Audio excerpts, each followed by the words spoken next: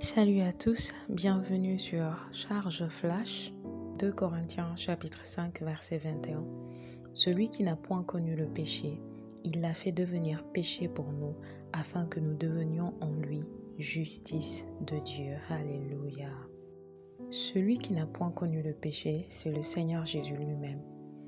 Vous le savez, le Seigneur Jésus a vécu sur la terre pendant à peu près 33 ans.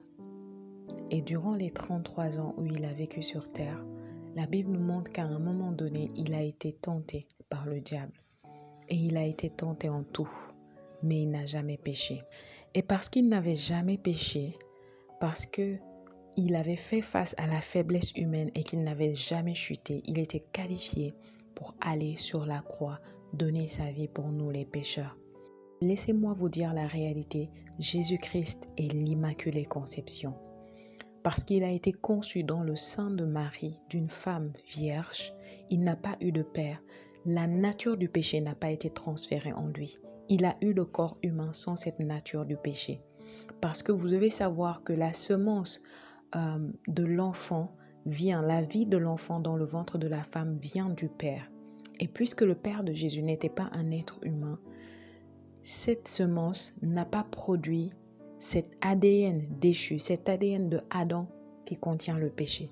Donc Jésus s'est formé un corps dans le ventre de Marie. Il est né dans le monde. La Bible dit, la parole s'est faite chair et elle a habité parmi nous. Et elle parle de Jésus-Christ ici. Lorsque Jésus a vécu dans ce monde, il a vécu comme un être humain. C'est pourquoi il disait souvent le Fils de l'homme. Automatiquement, il était qualifié pour mourir pour nous, mais légalement, il devait passer par ce par quoi on est passé. Il devait être tenté, comme Adam et Ève ont été tentés, comme la race d'Adam a été tentée et qu'elle a échoué. Il devait être tenté. Donc, il est passé par ce processus légal d'être tenté comme tout être humain, mais il a triomphé de la tentation. Il a gagné cette bataille. Et alors, lorsqu'il est allé à la croix, sur cette croix, il y a eu ce qu'on appelle un échange. On appelle ça la doctrine de la substitution. Donc sur la croix, vous pouvez voir que Jésus était crucifié, mais dans le règne de l'Esprit, il y a eu un échange. Jésus représentait Adam et toute sa race. Nous représentait tous les êtres humains depuis Adam et Ève jusqu'au dernier qui sera né sur cette terre. Imaginez-moi devant la croix de Golgotha. Je suis là avec le Seigneur Jésus. J'ai une robe toute noire qui représente ma nature du péché.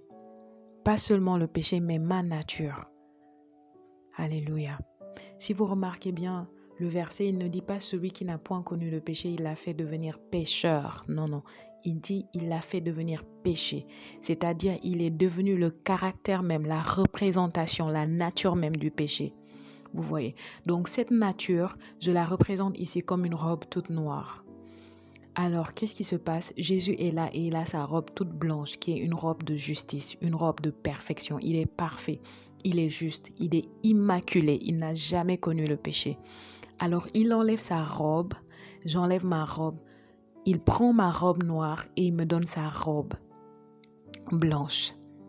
Et une fois qu'il prend cette robe noire, il va sur cette croix et il est crucifié. Et remarquez bien qu'avant d'être crucifié, il a dit, Père, pourquoi m'as-tu abandonné? Parce que sur cette croix, Jésus n'était plus Jésus en tant que tel. Jésus était vous et moi. Et de même que le péché avait séparé Adam de la présence de Dieu, sur cette croix, le péché, la nature du péché avait séparé Jésus de la présence du Père. Alléluia. Donc, lorsque nous sommes nés de nouveau, nous avons reçu cette robe de justice. Et cette robe de justice est un don. Romains 5, verset 17 dit, « Si par l'offense d'un seul, la mort a régné par lui seul, à plus forte raison, ceux qui reçoivent l'abondance de la grâce et du don de la justice régneront-ils dans la vie par Jésus-Christ lui seul. » À plus forte raison, ceux qui reçoivent l'abondance de la grâce et du don de la justice. Donc la justice est un don. La justice n'est pas basée sur ce que vous faites ou que vous avez fait de bien. La justice est basée sur ce que vous avez reçu gratuitement. C'est un don du Seigneur Jésus-Christ. Parfois, en tant que chrétiens, nous tombons facilement dans le piège de vouloir être dignes ou de mériter la grâce, la bénédiction, la faveur de Dieu à cause de nos actions. Vous pourriez être une personne qui prie beaucoup, qui jeûne beaucoup, qui fait beaucoup de bonnes œuvres. Et c'est bien de faire toutes ces choses, mais il y a un danger à penser que si vous êtes béni, c'est à cause de ça.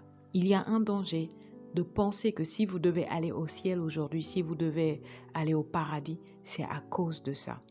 Parce que si c'était possible d'aller au ciel, d'aller au paradis, d'être sauvé ou d'être béni juste sur la base de nos œuvres et de nos actions, Jésus ne serait jamais venu mourir sur la croix pour nous.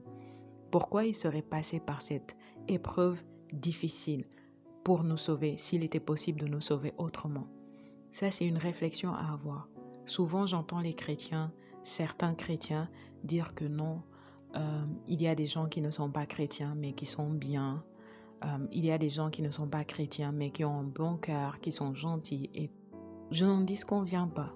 Mais sachez que une personne qui n'est pas chrétienne, qui n'est pas un Christ, qui a un bon cœur, qui fait de bonnes œuvres, quelles que soient ses grandes œuvres, est une personne qui est tout droit en route pour l'enfer. Parce que malgré ses bonnes œuvres, malgré son bon cœur, entre guillemets, cette personne a la nature du péché. Et le problème, ce ne sont pas les bonnes œuvres ou les mauvaises œuvres. Le problème, c'est cette nature, c'est cette robe noire du péché. Et Jésus est venu pour nous donner sa robe blanche. Et quiconque accepte cette robe blanche est accepté dans la présence de Dieu comme un enfant de Dieu. Et quiconque rejette cette robe blanche, peu importe ce qu'elle fait dans la vie de bien, peu importe même qu'elle construise des églises ou qu'elle finance l'évangile, si elle continue sans accepter cette robe, cette personne ira en enfer. Donc, c'est sa robe de justice. Regardons ce qui est dit dans Ésaïe chapitre 1, verset 18. « Venez et plaidons, dit l'Éternel. Si vos péchés sont comme le cramoisi, ils deviendront blancs comme la neige. S'ils sont rouges comme la pourpre, ils deviendront comme la laine. » Alléluia. Donc Dieu est en train de parler et c'était encore une parole prophétique pour notre temps, pour notre ère, la nouvelle créature dans le Nouveau Testament. Parce qu'à l'époque, les gens qui avaient entendu cette parole de leurs oreilles, les gens de l'époque d'Ésaïe, c'était des gens qui vivaient sous la loi. Donc pour eux, c'était les œuvres. Mais nous sommes le peuple qui est sous la grâce, vous voyez. Et cette parole était adressée à nous. Il a dit, s'ils sont rouges comme le cramoisi, ils deviendront blancs comme la neige. Comment est-ce que nos péchés peuvent devenir blancs comme la neige s'ils étaient comme le cramoisi?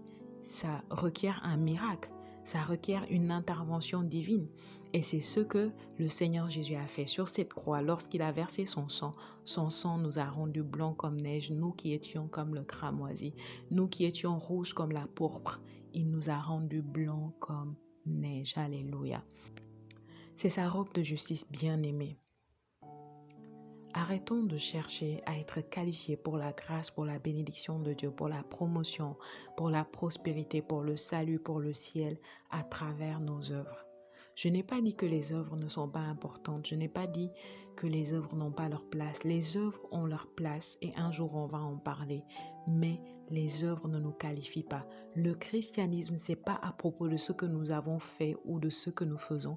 C'est à propos de ce que lui, le Seigneur Jésus, a fait pour nous il y a 2000 ans de cela. Et tout ce que Dieu attend de vous, c'est de recevoir ce qu'il a fait gracieusement. C'est de le recevoir avec un cœur ouvert et joyeux, avec humilité. Vous voyez, j'ai souvent rencontré des gens à l'évangélisation qui disent que une fois que vous leur expliquez le message du salut, la bonne nouvelle, ils sont du genre, c'est trop facile. C'est trop beau pour être vrai. Mais c'est ça l'évangile. C'est pourquoi on appelle ça l'évangile. L'évangile veut dire une nouvelle trop bonne pour être vraie, mais pourtant vraie. C'est ce que ça veut dire. L'évangile est vrai. C'est une très bonne nouvelle. La bonne nouvelle, c'est quoi? C'est que tu ne pouvais pas être qualifié de toi-même. Tu ne pouvais pas être reçu par Dieu de toi-même. Tu ne pouvais pas recevoir tout ce que Dieu, dans son amour, dans sa bonté, avait en réserve pour toi. Tu étais disqualifié et inqualifiable par tout moyen humain.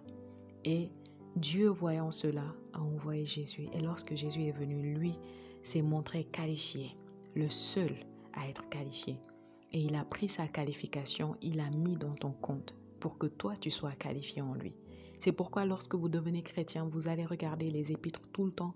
Tout ce qu'on dit, on dit, vous êtes en lui. En lui, vous avez cela. En lui, vous avez ceci. En lui, vous êtes des héritiers. En lui, en lui, en lui. Parce que dès le moment que vous devenez chrétien, vous n'êtes plus en dehors de lui, vous êtes en lui. Parce que c'est en lui que vous avez cette robe de justice. C'est en lui que vous avez tout. Alléluia. Alors Dieu s'attend à ce qu'en tant que chrétiens, nous comprenions pleinement ce concept de la justice. Ce n'est pas notre justice, c'est sa justice à lui. Et donc, c'est la même justice. La même justice que Jésus-Christ. Nous sommes aussi justes devant Dieu que Jésus-Christ l'est. Parce que c'est la robe de justice de Jésus qui nous a été donnée. Et c'est elle que nous revêtons devant la présence de Dieu. En vertu de ce que le sang de l'agneau sans défaut et sans tache a produit, nous sommes justes devant Dieu. Et vous devez savoir que peu importe combien vous ne faites pas de péché, ou peu importe combien de péchés je fais par jour, vous voyez, je ne suis pas une pécheresse. Vous n'êtes pas un pécheur si vous êtes en Christ. Vous êtes la justice de Dieu en Christ Jésus. Il est devenu péché et vous êtes devenu justice. Vous n'êtes pas devenu juste, de même qu'il n'est pas devenu pécheur. Il est devenu péché et vous êtes devenu justice. Qu'est-ce que ça veut dire? Vous êtes devenu l'expression même. Vous êtes devenu le caractère même, la révélation de la justice de Dieu. Alléluia. C'est ce que vous êtes devenu. Amen. Et lorsque vous comprenez ceci, ça vous enlève cet esprit de jugement, de penser que vous êtes meilleur qu'un autre chrétien ou qu'un autre chrétien est meilleur que vous. Pourquoi? Parce qu'à la base, nous revêtons tous la même robe de justice de Dieu. Donc vous et moi, nous sommes aussi justes maintenant que nous l'étions lorsque nous sommes nés de nouveau. Même si ça fait 50 ans que vous êtes nés de nouveau. Nous sommes aussi justes maintenant que nous le serons lorsque nous serons au ciel. Pourquoi? Parce que c'est la justice même de Jésus-Christ qui a été impartie à chacun d'entre nous et nous sommes devenus sa justice. Nous avons revêtu sa robe de justice. Et à cause de cette robe de justice, personne ne peut vous accuser. Amen. La parole d'ici, Dieu vous a justifié. Qui peut vous accuser? Donc la robe de justice nous a donné accès à la présence de Dieu. Et aujourd'hui, nous sommes continuellement dans cette présence. La robe de justice nous donne de pouvoir nous tenir devant Dieu sans condamnation, sans culpabilité, sans honte, sans infériorité. Alléluia. Béni soit le Seigneur pour sa robe de justice. C'était Charge Flash avec Mighty Tati. À très bientôt. Que Dieu vous bénisse.